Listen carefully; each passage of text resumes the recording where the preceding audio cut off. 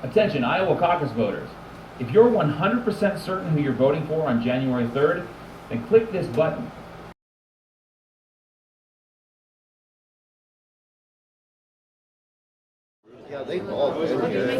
Hearing, hearing! Today is April 18th, 1775. Iowa is going to fire the first shot at Lexington Green tomorrow. The revolution is on!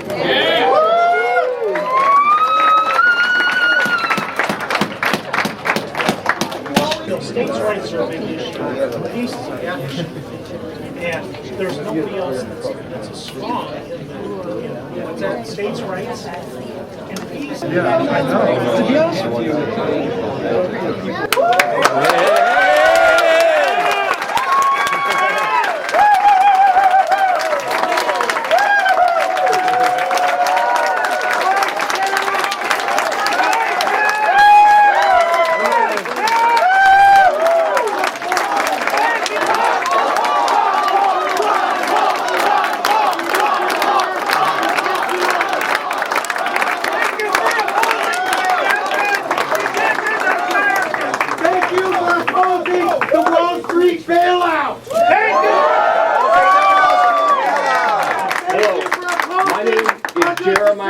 And I serve on the Republican State Central Committee.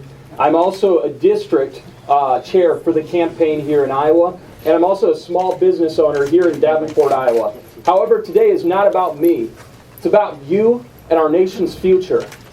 If you agree, I want you guys to shout back, "We the people." Who here is ready? We the people! Wait. Who here is ready for the government to have a balanced budget? We the people! Who here is ready to say goodbye to Obamacare? Yeah. We the people! Who here is ready for a government that answers to us instead of lobbyists and special interests? We the people! Who is ready for a government run by our Constitution? We the people! And who here supports the only candidate who can defeat Obama in November, Ron Paul? We the people! First, I would like to introduce to you Rand Paul, the senator from Kentucky and a stalwart defender of freedom. It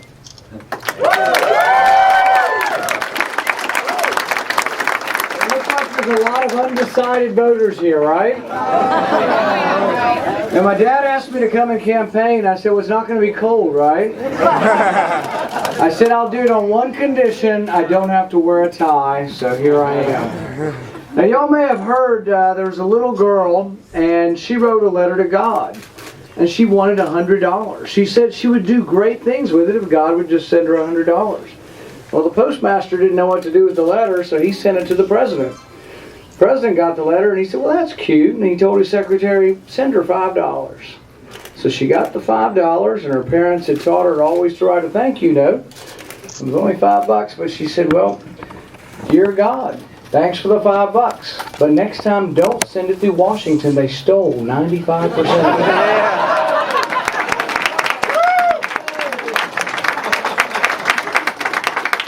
Now some people say we could never cut enough spending to balance the budget. We could never do it. I'll give you just one example of where we could get started. I think Republicans and Democrats, independents, we could all get together and agree that we should no longer send out checks to dead people. $600 million was sent out to dead people in the last 5 years. Is that it? That's all they've discovered. One guy got his dad's government pension check from 1971 till 2008. He collected over $500,000. One person. You know how they caught him? He died. We are borrowing $40,000 a second. Every minute we're going to borrow $2 million. Just in the time we're here today, we're going to borrow over $70 million. We owe China over $1 trillion. You know what the insult, the rubbing salt in the wound is? We owe China $1 trillion, and you know what? We send them foreign aid. We send them economic assistance. We send them economic development assistance to China. It is an insult. It's what separates many Republicans. I introduced an amendment to get rid of foreign aid. Do you know how many votes I got? There are 47 Republicans in the Senate, and we got 20. There's a lot of conservatives masquerading as conservatives running for president in your field here in Iowa who would have voted and did vote for foreign aid, and you need to know about it. There's only one candidate in the race, though, who has a plan that would balance the budget in his first term. There's only one candidate in the race who would cut $1 trillion. There's only one candidate in the race who understands that we will only fix this problem when conservatives and liberals both understand that the cuts will have to be across the board. Conservatives will have to understand that not every dollar spent for the military is sacred or well spent. Liberals will have to understand that not every dollar spent for domestic spending is sacred or well spent. When the two come together, when we recognize the profundity of the problem we face, the day of reckoning that is coming is the debt crisis. It's in Europe now and the dominoes are following. But there's only one candidate who truly recognizes this and has the record to back it up. There's only one candidate who the Wall Street Journal described as a statesman whose refusal to compromise is legendary. There's only one candidate in this race who's never been accused of flip-flopping. There's only one candidate in this race who's never ever voted for an unbalanced budget. There's only one candidate in this race who the soldiers truly trust. Now, there's been a lot of flack about foreign policy and saying Ron Paul, his foreign policy isn't strong. Who do you think the soldiers trust? More active duty soldiers have given contributions to Ron Paul than all of the other candidates combined.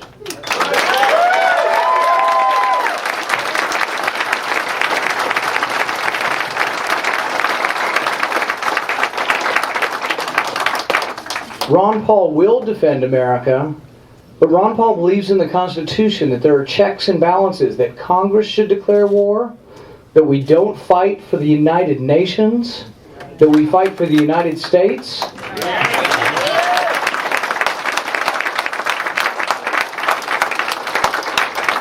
But we do so reluctantly. We fight when attacked, and we fight when Congress approves and declares a war. This is something that you see the media every day saying can't be elected because of his foreign policy. Look at the crowds. Double, triple, quadruple what the other candidates are getting. Enormous crowds coming because they want something different. A fiscal conservative who also believes in a constitutional foreign policy.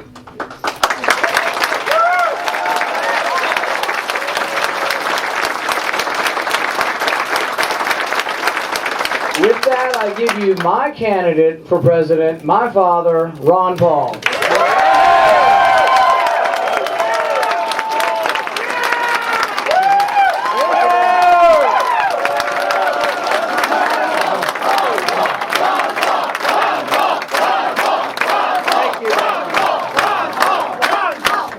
Thank you, and thank you, Rand, for that introduction. He does such a good job, I don't know what I have left to say.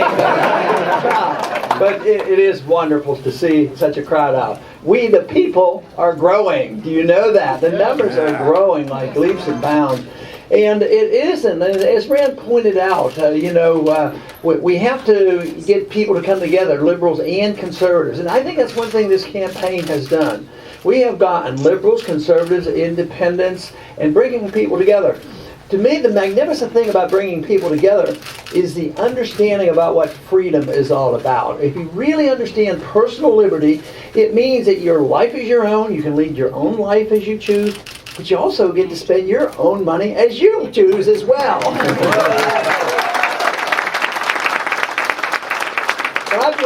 I've been growing with optimism, and I've been in the business of promoting our Constitution and individual liberty for a long time. And quite frankly, thought years ago that the best I could do is get to Congress and try my best to set a record and get it endorsed in this local area and get reelected.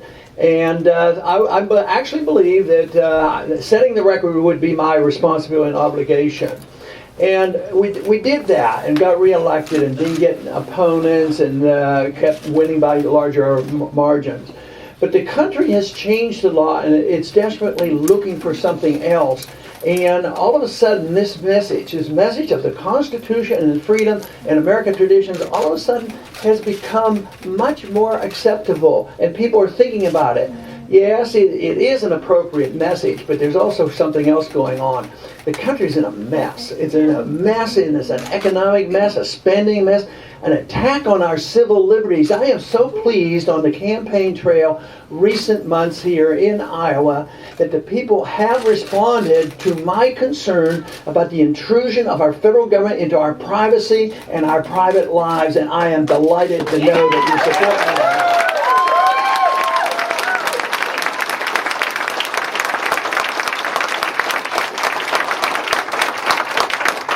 Most everything that happens in Washington, there's usually a few with ulterior motives, but usually those who go along with it, with some of these problems, whether it's the war or economic intervention, they are motivated with good intention. They are frightened.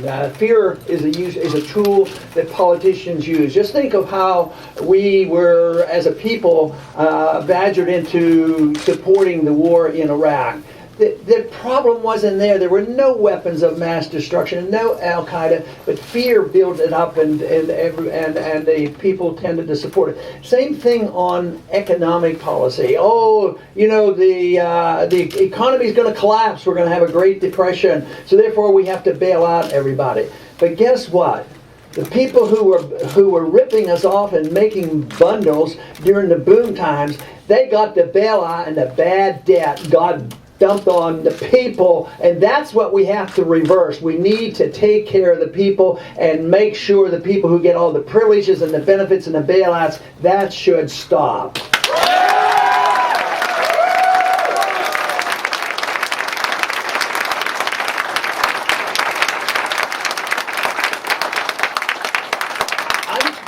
Convinced if one understands the principles of liberty, they understand the market, they understand property rights, they understand the foreign policy, and this is where I'm encouraged. People are starting to understand this, that that is and was supposed to be the purpose of the government. Part of protecting individual liberty in a limited fashion, the federal government has very little to do. They should provide a strong national defense. Quite frankly, I do not feel safer because we have become the policemen of the world and have gotten involved in way too many wars. It's time that we look after our own national defense and start getting our troops back home here.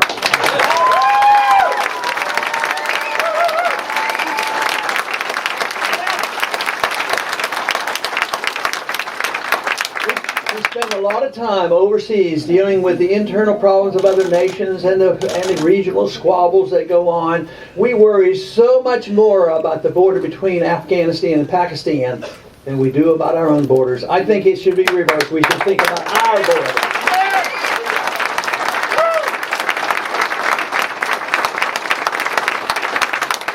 Constitution, once it was decided that we would have a new nation and we threw off the tyranny of the king, the states were very reluctant because they wanted to be independent states, so the Constitution was written to protect the independence of our states and limit strictly what the federal government can do. We have forgotten about that. We have forgotten about today's generation waking up to it, if out of necessity, if nothing else, because the federal government is way too big and they're always too anxious to go up one more level and even use international government in the finances and our foreign policy. So that is the reason the Constitution does protect our national sovereignty. We shouldn't be selling out to the WTO, the IMF, the World Bank, and to the United Nations. It should be the United States of America.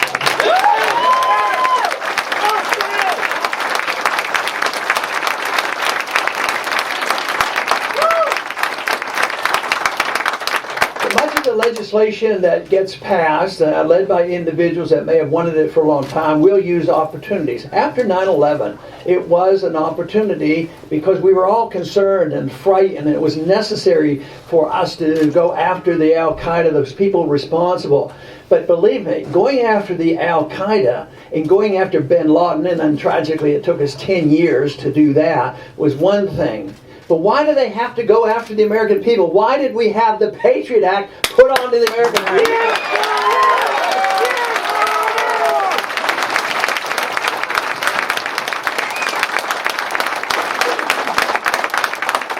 The Patriot Act act was essentially a bill that repealed the Fourth Amendment. We are not protected. The government now has authority, government agencies. The law enforcement officers can write their own search warrants. The courts are outside it. They can look at all our papers. They can search our houses. And if you tell anybody that the federal government had been in your house, searching your house, that you break another law, you become a felon by even telling somebody. So we're going in the wrong direction because of our lack of respect and understanding what by personal liberty.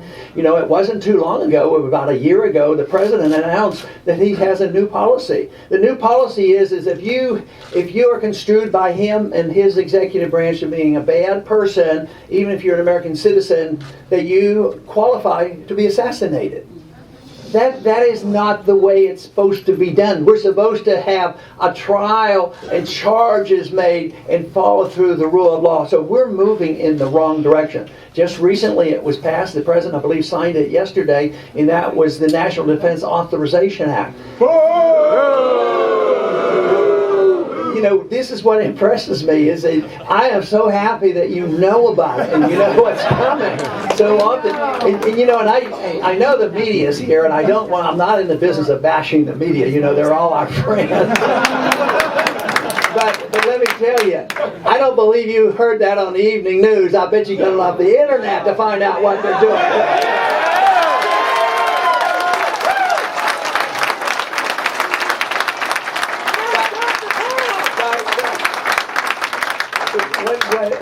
What it means, though, is that they repealed the Posse Comitatus Act. We are now have given written authority to the executive branch that an American citizen can be arrested by the military for indefinite time and denied an attorney. One senator mentioned, he said, yes, if we think you're a suspicious character and you might have associated with a group that might have done some harm, and you come to us and ask you for an attorney, we'll say you get no attorney, you don't qualify. This is what's going on. And just think of the people who have gotten trials. I mean, the war criminals, the Nazi war criminals got a trial.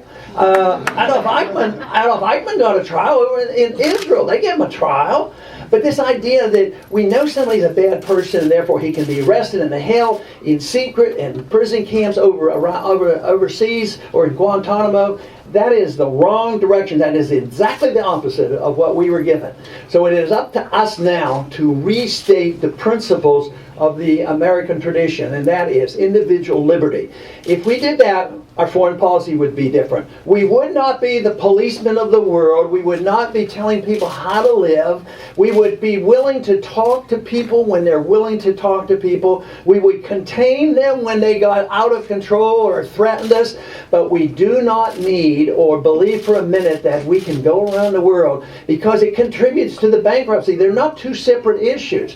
$4 trillion was added to our debt in the last 10 years fighting wars that were illegal, unconstitutional, were not fought in our national defense, and they're ongoing. They've even now today, we got involved with a couple $1 billion deal in Libya.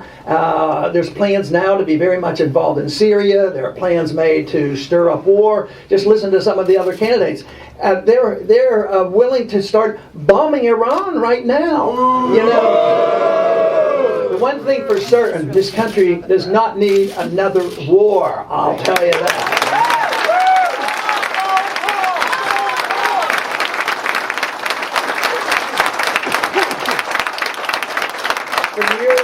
For years and years, I have said, and many others have, and some still say it, that we have to take care of the spending because we can't pass the debt on to the next generation. Now that was more appropriate a year ago, 10 years ago, 15 years ago. But believe me, it is today. The crisis is here today. It's this generation. It's all of us. Whether we're students graduating from college with huge debt, whether it's the people who can't get jobs, whether it's the people who are dying over in wars that don't make any sense, it is today. The financial crisis is not a blip. This is different. We weren't in a mild recession that we're recovering from. We were in a huge recession that indeed is a depression, because right now over 22% of the American people are unemployed. And the government would like us to believe that it's nothing like that. Inflation is much higher than they admit to. So it is today. We are preparing right now, because our dollar has stayed up compared to other currencies. We are now prepared, as Bernanke and others are in Europe, to bail out all of Europe and all the banks. But it cannot be done. Not only is it morally wrong and a bigger burden on us, it's leading to a disaster, and the financial crisis could get much worse anytime. This is the reason it's urgent. It isn't like we have 10, 20, 30 years. I think the foundation has been eroded. A crisis could hit if some foolish thing happens where a war breaks out in the Middle East, where Iran is involved and oil goes to $200 a barrel. The foundation of our system is in such shaky conditions. This is why the answer should be so delightful and exciting, because it isn't anything new, and it's wonderful because it's the ideas of freedom. That is all that we need to restore.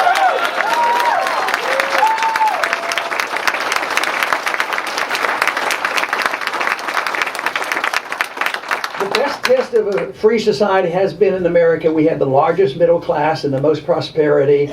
Today, our middle class is shrinking. The wealth is being transferred to the super rich, and our experiment is not working out so well. So we don't have to invent anything new. We have to restore confidence in ourselves, confidence in freedom, confidence in the marketplace and property rights, confidence in honest money, confidence that we actually could exist without a Federal Reserve System bailing out all their banks.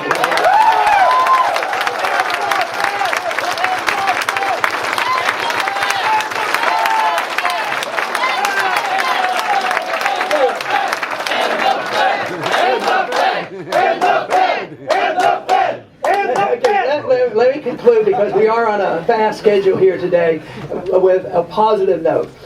Even before the immediate election coming up here, in the last year or two, the movement has been very significant. The growing number of people who are understanding this, especially when I go to the university, young people, the generation is inheriting all this, are enthusiastic about the cause of liberty. So we have every reason to believe that we can turn this around, and that tomorrow we may well send a message that is going to be heard not just throughout Iowa, but throughout this country, and believe it or not, it could be heard throughout the world. Thank you very much. The revolution is on!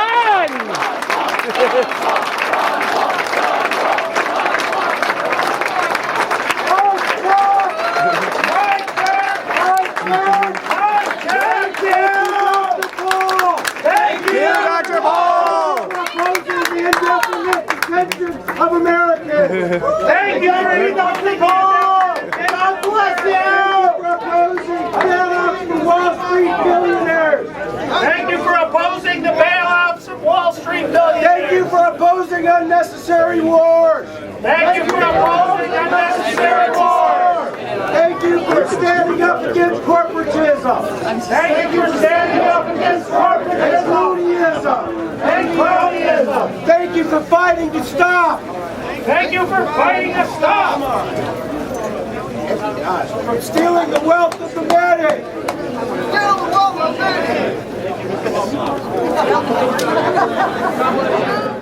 Flag with gold fridge. Bad.